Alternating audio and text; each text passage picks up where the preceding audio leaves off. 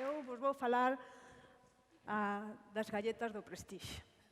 E baixo ese título inxenuo escóndese probablemente a maior traxedia ambiental de España, sen dúbida, ata agora documentada, a primeira marea negra de Europa e a terceira, según se fagan as contas. Todo comezou en novembro de 2002. Como algúns de vos, ao mellor tedes menos de 13 anos, non sabedes nin de que vos estou a falar. E os que tedes máis de 40, ao mellor non queredes nin escoitar do tema. Pero pareceme interesante recordarvos un pouco este périplo do Prestige, porque é unha viaxe que aínda non rematou. En este sentido, para que teñamos un mellor futuro, temos que ser todos coñecedores de onde estamos, de onde vimos e a onde iremos. Todo, como vos digo, comezou en novembro de 2002, o 13 en concreto, cando un barco en apuros manda unha sinal de socorro, e visto que era un monocasco moi cargado, con case 76.000 toneladas, e que as características que tiñan os portos, a administración decidiu que era mellor, en vez de darlle refuxo, mandalo cara ao mar. Perdón.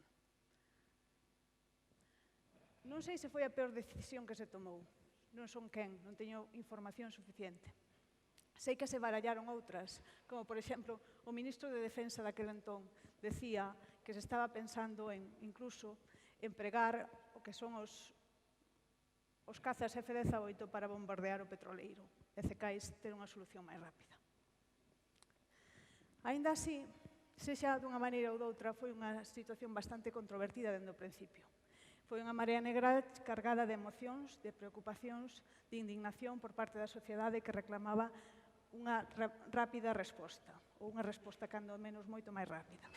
No medio de todo estaban os nosos mariñeiros, estaban os nosos pescadores, estaba a xente do mar. Eses foron as víctimas reais. Ditas víctimas, como vedes aí, mancháronse as mans para sacar o chapapote das rías, cas súas propias mans. E gústame esa imaxe porque realmente é unha das primeiras veces que se fala de galletas de chapapote. Eu non entendo moito de cociña, pero máis que nada aquilo non parece unha galleta, parece máis que nada unha inmensa empanada. Algo xigante, unha forma de minimizar lingüísticamente o que estaba a acontecer. Este xeito de minimizar lingüísticamente o que estaba a acontecer, curiosamente, era aprobado por moitos de nós, por todos nós. Empregábamos a palabra galletas como se fora a forma máis clara e específica de describir o que estábamos a ver. Paso ao inverno, foi un inverno triste. Non sei se vos lembrades algúns de vos das campanadas que houbo en Camariñas, da lotería de Navidade ou de Nadal especial para as cofradías. Pasa o ano, cambiamos o calendario, chegamos a xaneiro e segue aparecendo o chapapote. Era extraordinariamente recurrente, cada vez que se movían os fondos mariños, cada vez que había tormentas, sempre chegaban chapapote. Os nosos voluntarios estaban desesperados. Limpaban un día e ao día seguinte aparecía a mesma praia tal cual un estercolero. E foi así hasta que xa en marzo decidimos que tiñamos que vivir co Prestige, vivir dunha forma cecais incluso un tanto máis armónica. E nos fomos hasta de parranda co Prestige. Era Entroido, e nese ano, no ano 2003, un dos disfraces máis curiosos foi o de voluntarios do Prestige, un dos máis populares. Xa engadíramos o Prestige á nosa vida. E así sigan pasando os meses, chega a Semana Santa. En Semana Santa chegan máis voluntarios, 5.000 máis voluntarios. Tivemos hasta 12.000 persoas traballando nas nosas praias diariamente, limpando todo aquilo. Chega o verán, nos deixa imaxes tan curiosas como esta, bañistas dun lado, limpiadores e voluntarios do outro. En torno a 2.500 persoas estaban limpando aínda nas praias 7 ou 8 meses despois. E por todo Galicia, non só o sur, senón tamén o norte. A súa vez, había recomendacións de sí, podes bañarte, pero mellor que non tomes o sol e te deites na toalla por se acaso che vai a chegar chapapote. Volveu o outono e con el, de novo, inmensas tormentas, moito máis fuel nas costas, e seguíamos, que isto non daba abasto. Por fin, Bruxelas lembrouse de nós, no outono 2003, e nos mandou 8,6 millóns de euros en axudas, para que vexades. Chegamos ao primeiro aniversario, e foi un aniversario ben celebrado, lembrado por moitos e moitas cidadáns especiales. E aquí vedes a foto do que foi a manifestación na Praza do Obradoiro, unha manifestación de sota, cabalo e rei, según algúns, e con un recordatorio tamén que nos facían os científicos. O fuel mandará galletas con cada temporal. E así foi. O fuel mandou galletas con cada temporal. Como os galegos tamén fóramos non só comedores de patacas, como na novela de Rivas, senón tamén comedores de galletas. Pasa o ano, 2004 comeza, outra vez de novo, seguimos sendo castigados polo Prestige. Había demasiado fuel en múltiples superficies. Comeza a polémica de que imos a facer con tanto que recollemos. 75.000 toneladas recolleitas, que imos facer con elo. Non había suficientes cartos disponibles para facer o reciclaxe e a cousa seguíase almacenando. Seguimos ca segunda manifestación, o segundo ano, non a segunda manifestación, senón a manifestación en torno ao segundo aniversario. E outra vez outro recordatorio. Na praia de Nemiña, en torno ao segundo aniversario, de novo aparecen as galletas. E así foi, e seguiu sendo durante moitos anos, as famosas galletas recurrentes. Entón, canto vale todo este dano ocasionado polo Prestige? Canto valen esas galletas que nos chamamos? Esa foi, cecais, a pregunta máis difícil que tiven que contestar, tamén a pregunta máis interesante que tiven que contestar, e que me preguntou no seu día a Fiscalía. Despois de utilizar 3, 4 anos e traballar no Prestige como un proxecto absolutamente vital, chegamos á conclusión de que o Prestige ocasionara un dano económico e ambiental superior a 4.000 millóns de euros. E así o fixemos constar na pericial que se enviou ao xuzgado e que foi defendida ali.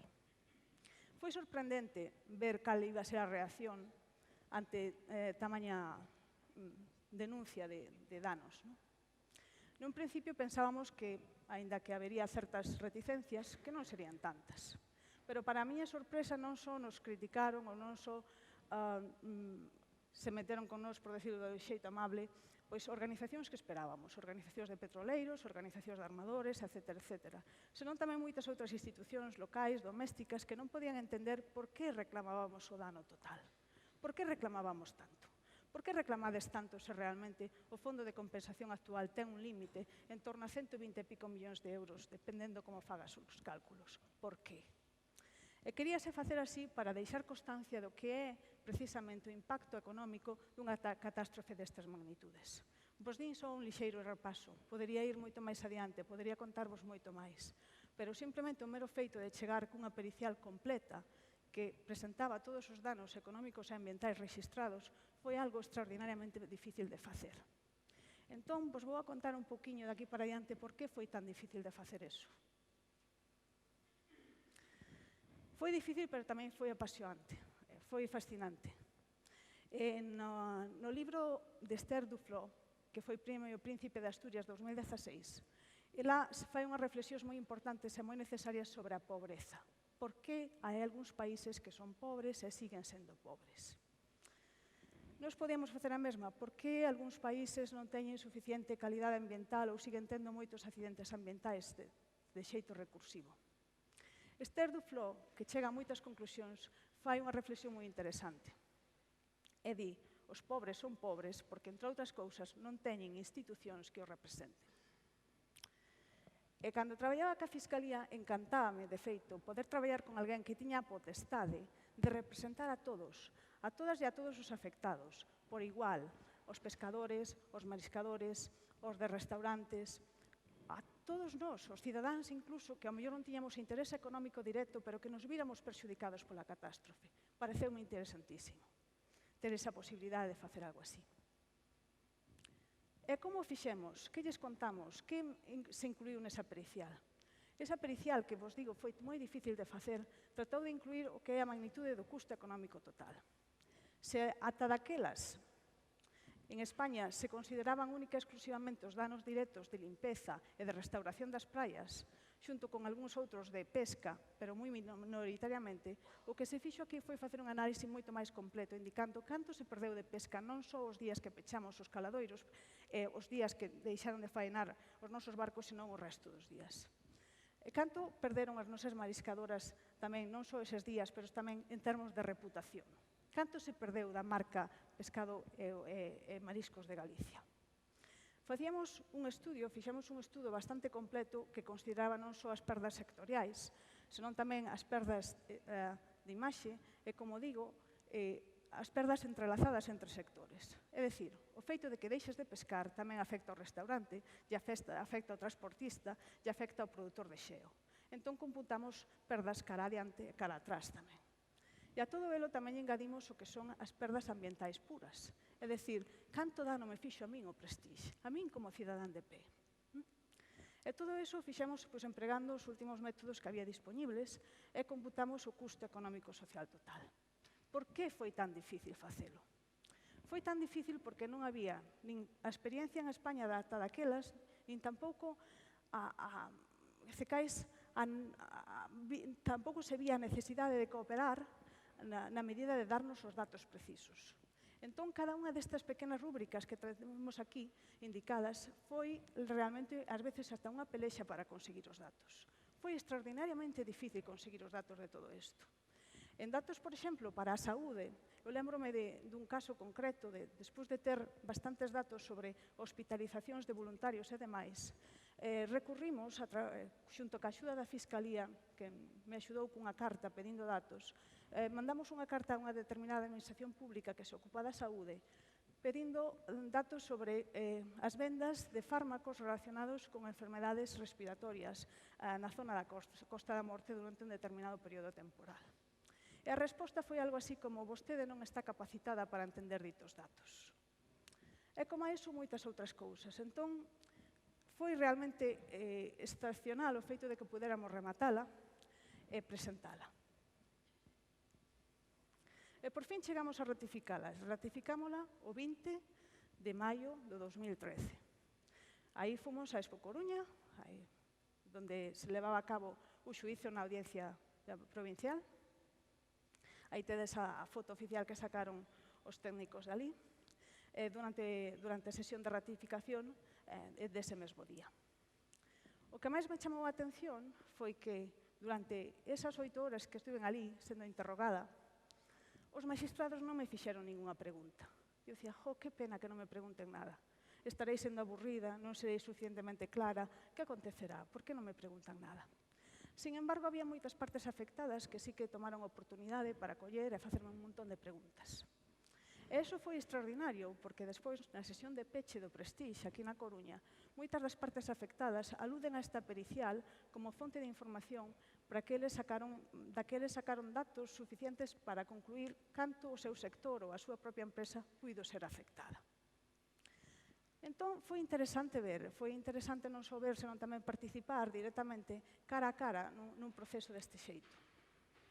Durante esas 8 horas de preguntas, tratei de convencelas dos métodos que empregamos, tratei de convencelos das premisas que empregamos, dos datos oficiais que se empregaron, pero parece que todo, nun principio, a pesar de todo, non teño moita sorte.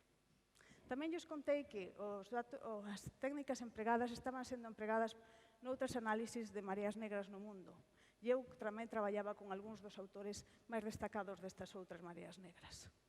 Aínda así, como digo, a cousa non foi para ben, nun principio.